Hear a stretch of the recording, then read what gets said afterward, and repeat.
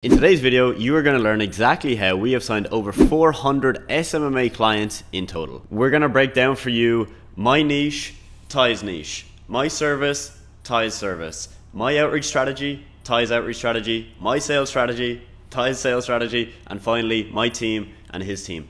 The differences, the similarities, and what you need to know if you want to start an agency. We're going to kick it off with niche. So Ty, I'll give a quick intro of my niche and then you can take it over from there. My niche is split into two. We work in the health industry. We work with fitness coaches who are basically online personal trainers, and we work with supplement companies. I work with real estate agents, and more specifically, primarily real estate agents in the state of Florida. Cool. So for some context, the reason why I picked fitness coaches and supplement companies as my two niches, fitness coaches, when we started our agency, were moving online. Okay, so many people, personal trainers, were doing personal training in person. The pandemic was starting to hit. They all started to move online because they were losing their jobs, and it was just really the perfect time and place for us to start. I also have a ton of experience with this industry myself, and I used to do some online coaching in the fitness world, very, very basic, but I have a very good understanding of their business model, how it works, and how to speak to someone in that industry. For supplement companies, this pretty much just happened by chance. We got a couple of clients that sold supplement products between CBD and protein powder, things like that.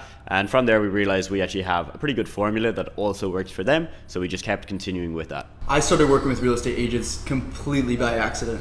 I actually signed a real estate agent on Upwork for just a social media strategy client. So I sat down and I built them out this massive strategy document for how they were going to do their digital marketing. And since I already built that out and had done the research and studied that, I realized, okay, well, I know enough about real estate agents now to serve them. So it was really completely by accident, and that's how a lot of people, I think, find their niche, especially within the six-figure program. It's that their niche actually ends up finding them. Yes. All right, so we have very, very different niches. My clients are all over the world, primarily in the US, but they're not just located in one specific state, whereas with Ty, of course, most of his clients are in one state. So very, very different approaches. Now, point number two, service. We both have a very similar service, but it also differs on many, many levels.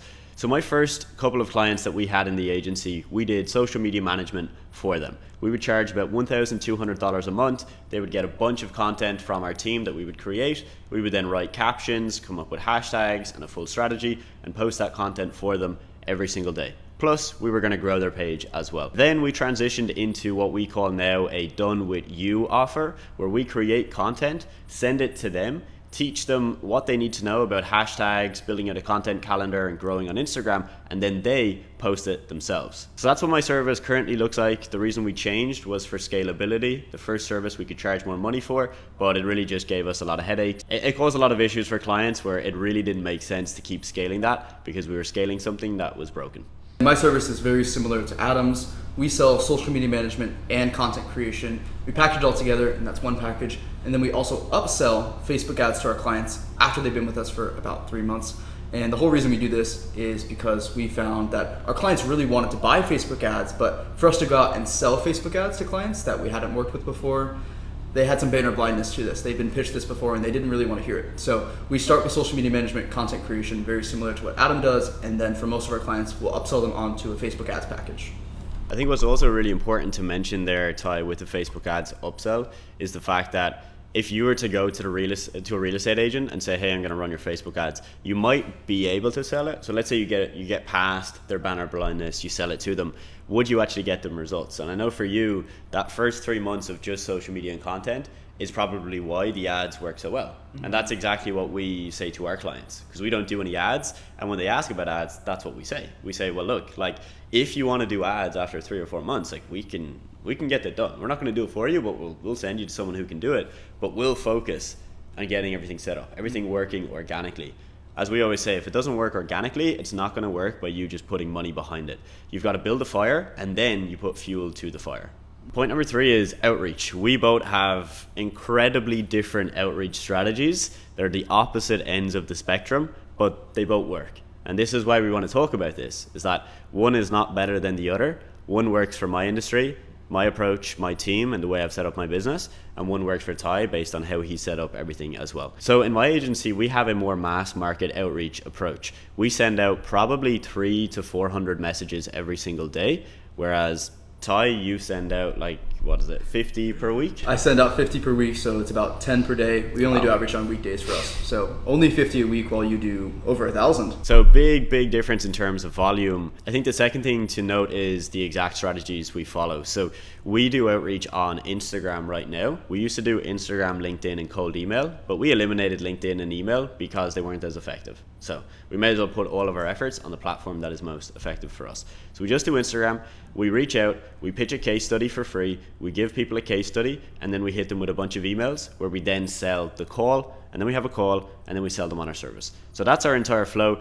It is delegated and automated, which means that we have virtual assistants that send the messages on Instagram. So that's not automated, that's real people working in our company sending those messages. And then once they get the email, let's say from someone who is interested, someone who says, yes, send us a case study, we then automate the rest of that process. So the process of turning them from semi-interested, seeing the case study, into booking a call and becoming a client, that part is more automated, where it's handled by our email software. And then our outreach process, again, is that very low volume, but high quality approach. We use SMS outreach because that's where our prospects hang out. So we send them texts, like texts on their phone, and we go in directly for a call using something called the student approach, which maybe we can talk about in another video or somewhere else there. We get them directly on a call where we ask them some questions about their business, and then from there, once we know how we can help them, then we can move them into a second call or close them on that first call. And on that second call, we can pitch them on our services and get them onboarded from there. We can definitely talk more about the student strategy, not on this video because we'd be here for 40 to 50 minutes just breaking that down, but incredibly powerful for you, for our students as well. Literally last night on a coaching call, we had Ross, who had 5 calls booked in 24 hours using the student approach. And he's tried other approaches and typically not gotten like any calls booked, no results. So guys, if you want to learn about that and literally learn it from the man himself, consider joining the program because we teach it in depth in there. Okay, so our outreach is completely different. Is our sales strategies, or are our sales strategies different? I'm going to give you the rundown of our sales strategy right now. If you were to book a call with my agency, you have gone through a flow. You have gotten a message from us on Instagram. You've then received a case study from us, which kind of just shows you a rough idea of what we do and the results we get. Then you are going to go through our emails, okay? So we're going to hit you with a load of value emails, give you some tips, and again, we're going to hit you with more results, more testimonials, and eventually you're going to book a call. Now, when you book a call at my agency, we will actually send you a link to a sales page, which shows you our pricing, and again, more of our proof, more of our results.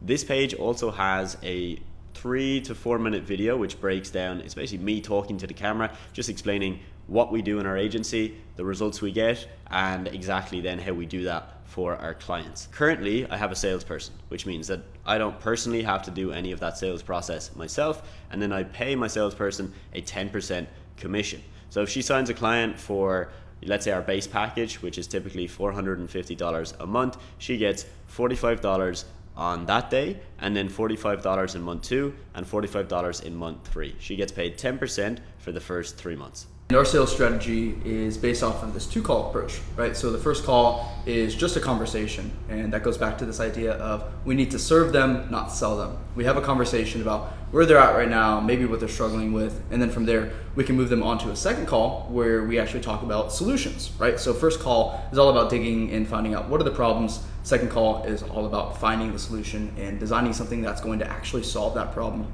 And the final point is team. Okay, what does my team look like? What does Ty's team look like? As I just mentioned to you, my team now is very built out. We have virtual assistants on the front end sending out messages to book appointments. We then have a salesperson taking those calls and converting them. On the back end, we have client managers. These are people that essentially do the work that you would typically have to do yourself, which is communicating with your graphic designer or to your Facebook ad specialist, but also then communicating to your client. So that client manager is going to then take a call with your client every month, is going to check in with them every couple of days, and basically their job is the success of the client. So they just literally have to do whatever it is the client needs that they've paid for to make them happy. And apart from that, we have graphic designers, video editors, and that is pretty much our team right now. My team is very, very lean, very, very simple. We have about 5 graphic designers on board that handle the social media content creation side of things. We have a media buyer, which is someone who runs Facebook ads for our clients once we sell them onto those after 3 months of being with us. And then we have a couple virtual assistants that do things like actual outreach, so sending those SMS text messages to get a sales calls booked in, and then virtual assistants that handle things just internally, like scheduling content and moving things around inside the company. And a final question on that, Ty, who then in your company does the social media management? Do the designers post the content, or is that a virtual assistant? What person does that? So the designers actually go ahead and create the content. The virtual assistant takes the content and will schedule it, and then they'll also do some very light engagement tasks and some other small managerial tasks that come with social media management. So folks, there you have it. As you can see, two people running agencies that are doing decently well, but very, very different approaches, yet many, many similarities. Similar services, and a similar philosophy when it comes to sales and building out a team, but just at different stages of the journey. So if you want to learn more about starting an agency, what that looks like, and potentially working with ourselves, we do have a program. You can see our cap right there with our logo. If you want to join that program, link is down below. You are personally guaranteed to make at least 1.5K in the first 90 days, or else we coach you for free until you do.